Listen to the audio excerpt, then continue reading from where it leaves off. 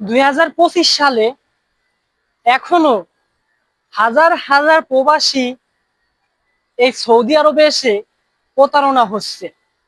কিভাবে? অনেকেই 3 মাসের ভিসায় এই সৌদি আরবে আসতেছে দালালের মাধ্যমে। আসার পরেই প্রতারণা হচ্ছে, কারণ দালাল 3 মাসের ভিসা যে কোনো একটা কফিলির দ্বারা সংগ্রহ করে। ভিসা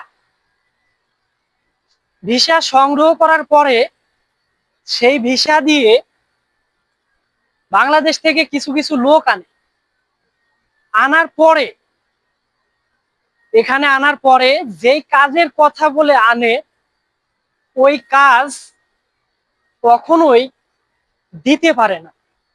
আপনাকে বলে কফি শপ বা রেস্টুরেন্টের কথা বলে এই প্রবাসে আনে, বা দোকানের কাজের কথা বলে এই প্রবাসে আনার পরে আপনি বুঝতে পারেন যে আমাকে যে কোনো একটা দালালের মাধ্যমে এই প্রবাসে আনছে। এই প্রবাসে আনার পরে আপনাকে যদি কাজ তারা না দিতে পারে ওই দালালগুলো, তাহলে আপনাকে 2 মাস 3 মাস,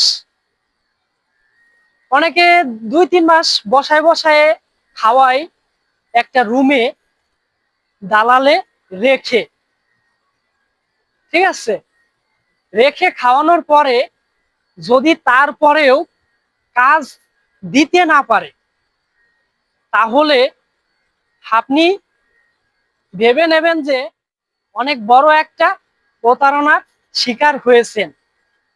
কারণ দালালের মাধ্যমে এভাবে যারা আসে বেশিরভাগই আপনার প্রতারণা হয়।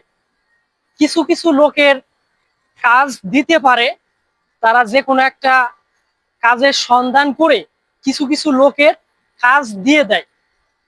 কারণ তারা হচ্ছে কফিলির কাছ থেকে ভিসা আগের থেকেই কিনে তারপরে এই প্রবাসে আনছে, ঠিক আছে।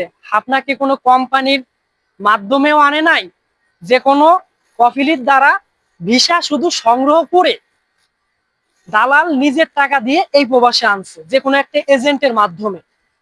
ওই ভিসাটা কফিলির কাছ থেকে ওই দালাল সংগ্রহ করছে, কফিলরে ওই দালাল টাকাও দিয়ে দিছে ওই ভিসার টাকা, ঠিক আছে।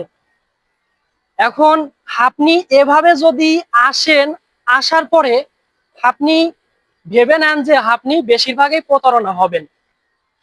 কারণ তারা অনেক জায়গা কাজ খুঁজে খুঁজে তারপরে কিছু কিছু লোকের কাজে দেয়। আপনাকে বলবে যে 1000 রিয়াল, এখানে আসার পরে আপনি 700 রিয়াল পাবেন। যেই লোকগুলো আনার পরে আপনার ভিন্ন ভিন্ন কোম্পানির কাছে বা যে কোনো একটা সাইডে কাজে লাগানোর চেষ্টা করে, ঠিক আছে। বেশিরভাগই প্রতারণা হয় এভাবে যারা আসে। যখন আপনাকে কোনো কাগজপাতি দিতে পারবে না, তখনই আপনি বুঝতে পারবেন যে প্রতারণা হচ্ছেন।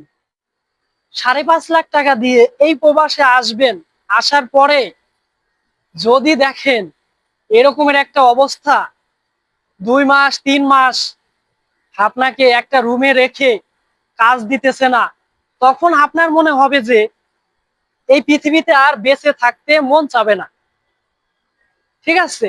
আপনাকে এমন একটা পরিস্থিতি মনে হবে। তার জন্যই আপনাদেরকে বলি ভাই, যারা এই প্রবাসে আসবেন, এমন কিছু লোকের মাধ্যমে আসেন যাদেরকে আপনি বিশ্বাস করতে পারেন, বা যাদের মাধ্যমে আসবেন, আসার পরে যদি আপনার কোনো বিপদ হয় তাহলে আপনি তাকে ধরতে পারবেন, এমন একটা পজিশন করে এই প্রবাসে আসেন।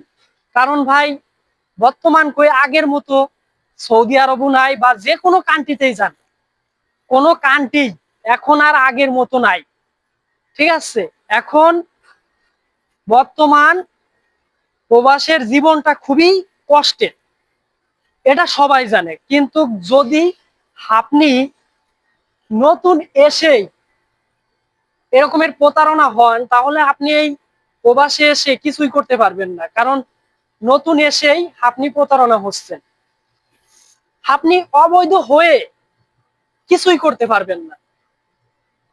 ঠিক আছে, আগের মতো সৌদি আরব নাই যে রাস্তাঘাটে ঘুরে বেড়ালাম এক একজন কাজে নিয়ে যাবে, এমন কিন্তু আগের মতো নাই।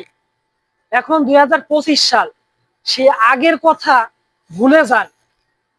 এখন আর তেমন কাজ পাওয়া যায় না। ঠিক আছে, যারাও পায় তাদের কাজের দক্ষতা আছে, ভালো কাজ জানে, শুধুমাত্র তারাই এই প্রবাসে কাজ করতেছে। তাছাড়া আপনি নতুন এসে সহজে কাজ খুঁজে পাবেন না। তার জন্যই আপনাদেরকে বলি, যখনই নতুন এই প্রবাসে আসবেন, এমন একটা পজিশন করে আসেন যাকে আপনি ধরতে পারবেন। কারণ আমরা যখন প্রবাসে আসি, আমরা তো যে কোনো একজনের মাধ্যমে আসবো।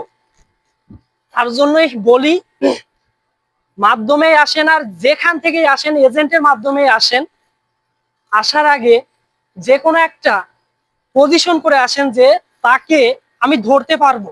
এই প্রবাসে এসে যদি কোনো বিপদে আপনি পড়েন, তারপরেও তাকে ধরতে পারবেন।